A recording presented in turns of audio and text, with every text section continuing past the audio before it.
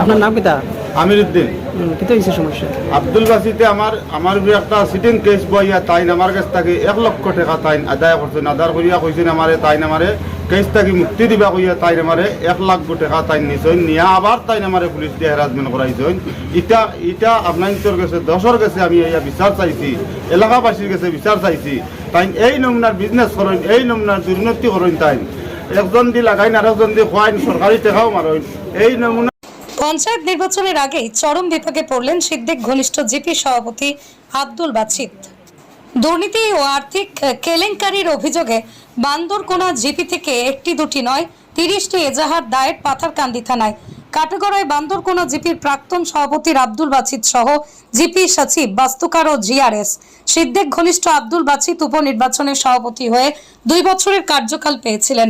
2 বছরের 2 কোটি টাকার আর্থিক কেলেঙ্কারির অভিযোগ উত্থাপন হয়েছে। উপনির্বাচন যেভাবে অপ্রতিরোধ্য ছিলেন, ঠিক একইভাবে দুর্নীতিতে অপরুদ্ধ হলো আব্দুল বাছিত। কার্যকাল শেষ হয়ে একের পর এক মামলায় পড়ে রীতিমতো হেস্তনেস্ত অবস্থা বাছিতের।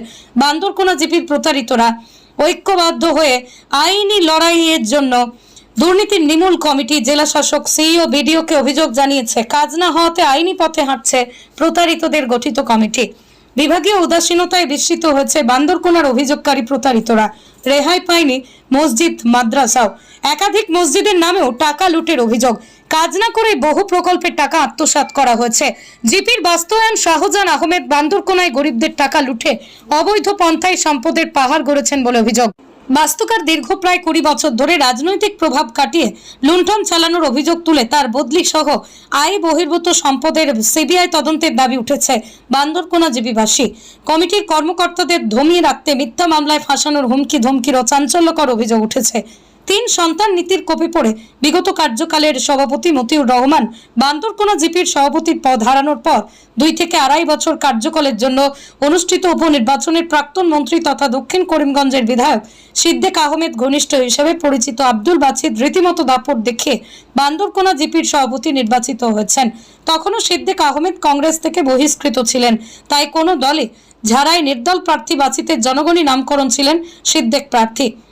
আজ রাতেই বিনোদিনী বাজারে বড়সড় জামায়াত সাংবাদিক সম্মেলন করে বান্দরকোনা জিপির প্রাক্তন সভাপতি আব্দুল বাছিত, বাস্তুকার শাহজাহান আহমেদ, জিআরএস ফখরুল ইসলাম, সচিব মনোজ কুমার সিনহার পাহাড় সমান দুর্নীতির বিশদ তথ্য সংবাদ মাধ্যমে তুলে ধরেন প্রতারিতদের দ্বারা গঠিত দুর্নীতি নির্মূল কমিটির বলিষ্ঠ কর্মকর্তা পাথারকান্দির আঞ্চলিক পঞ্চায়েতের প্রাক্তন সভাপতি আব্দুল সাত্তার, আব্দুল হামিদ, শাহাবুদ্দিন, সোনোহর আলী, মইনুল হক, আকবর হোসেন, আমির উদ্দিন, শাহাবুদ্দিন প্রমুখ দাবি করেন বিগত 12ই সেপ্টেম্বর বান্দরকোনা জিপির কম করেও 1.5 থেকে 2 কোটি টাকার আর্থিক কেলেঙ্কারির তদন্তের দাবি জানান করিমগঞ্জের জেলা শাসক। বাধ্য হয়ে তারা আইনি পথে হেঁটেছেন। ইতিমধ্যে প্রাক্তন সভাপতি বাছিত সহ সচিব, জিআরএস, বাস্তুকারের বিরুদ্ধে 30টি মামলা দায়ের করেছেন। এর মধ্যে 8টি মামলা স্বতন্ত্রভাবে শুধু জিপি সভাপতি আব্দুল বাছিতের বিরুদ্ধে রয়েছে।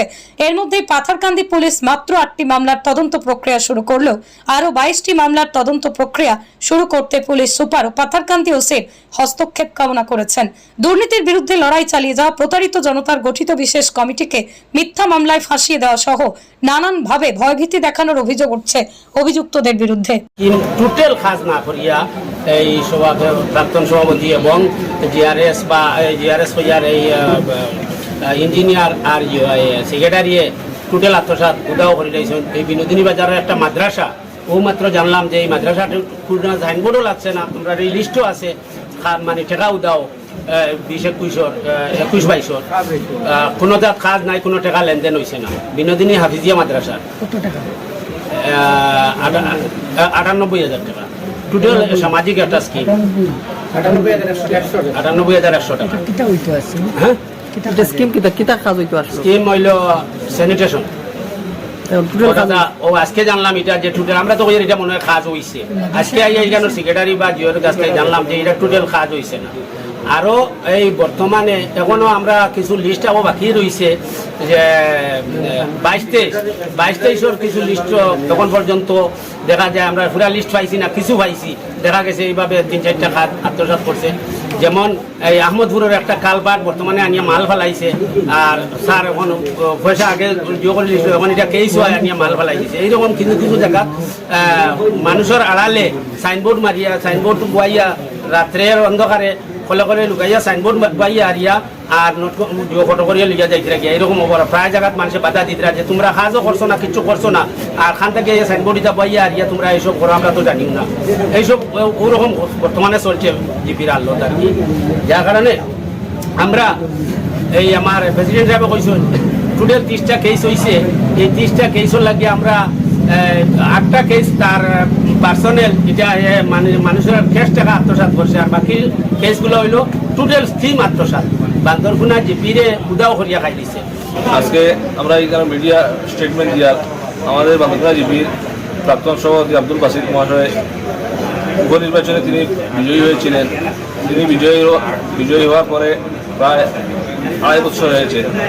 সেই 2.5 বছরের ভিতরে লক্ষ লক্ষ টাকা দুর্নীতি করছেন।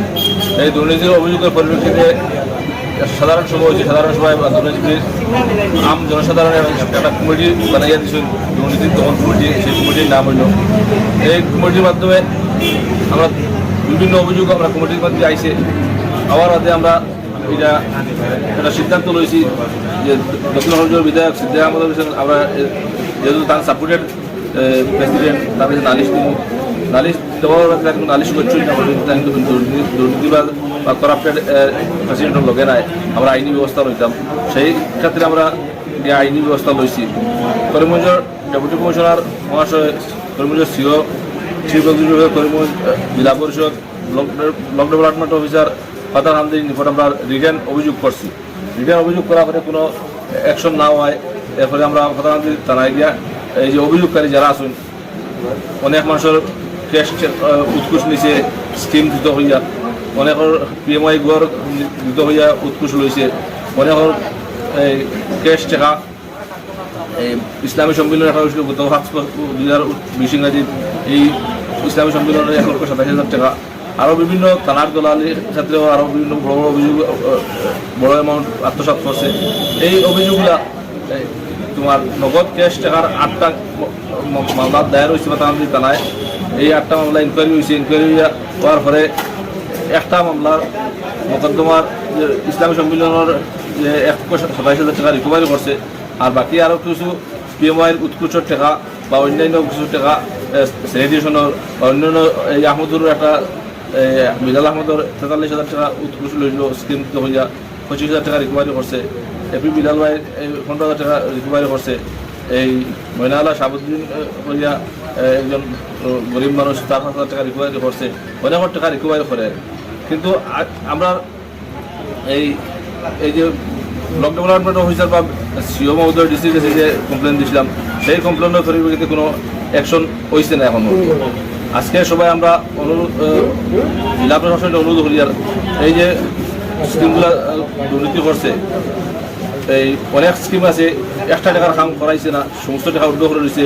কিছু কিছু স্কিম আছে 10% বা 20% কাজ করাইছে এই এবং বাকি টাকা উদ্যোগ করে রয়েছে। আজকে পঞ্চায়েত বাঙ্গা প্রায় 8-9 মাস হয়ে গেছে।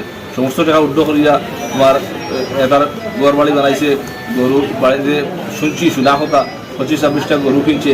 বিভিন্ন লাইনে তার ডেভেলপমেন্ট তার হয়েছে। বানানি হয়েছে তার জিপি ডেভেলপমেন্ট লাগে আস্থা জিপি টাকা আত্মসাৎ করিয়া তার নিজের ডেভেলপমেন্ট করছে। গত 3 তারিখে ইরালিগুল বাজারে যে দুর্নীতির বিরুদ্ধে একটা সভা হয়েছিল, এই সভার পরে আমার 10 নম্বর ওয়ার্ডের ওয়ার্ড সদস্য আব্দুল হকের হক কথা বলতে গিয়ে ওনার বিরুদ্ধে হয়তো কথাগুলো চলে গেছে। উনি আমাকে হুমকি দিচ্ছেন যে উনি নারী নির্যাতনের কেস আমার উপর করবেন, আর উনি এই ধরনের মিথ্যা অনেক মামলা করেছেন। এগুলোরও প্রমাণ সাংবাদিক বন্ধুরা নেবেন, আমাদের মোবাইলে প্রুফ রয়েছে। এরকম অনেক কেস ভালো মানুষ পয়সাইছেন ওনারা, আব্দুল বাসিত এবং আব্দুল হক মিলে। আমি গতদিন পাতারকান্দি থানার ওসি স্যারকে নিয়েও ভিডিওগুলো দেখিয়েছি, বা আরও থানার 2-3 জন আইওকে SI-কে আমি এই ভিডিওগুলো দেখিয়েছি যে এইরকম তারা যদি তারা স্কিমের বিরুদ্ধে কোনো মানুষের কথা বলে, তাহলে ওনাদের নামে নারী নির্যাতনের কেস, আরও এই সেশন কেস, আরও বিভিন্ন ধরনের খারাপ ধরনের কেস আমার উপরেও বর্তমান অনেক হুমকি দেওয়া হচ্ছে। নারী নির্যাতনের কেস করা হবে আমার উপর।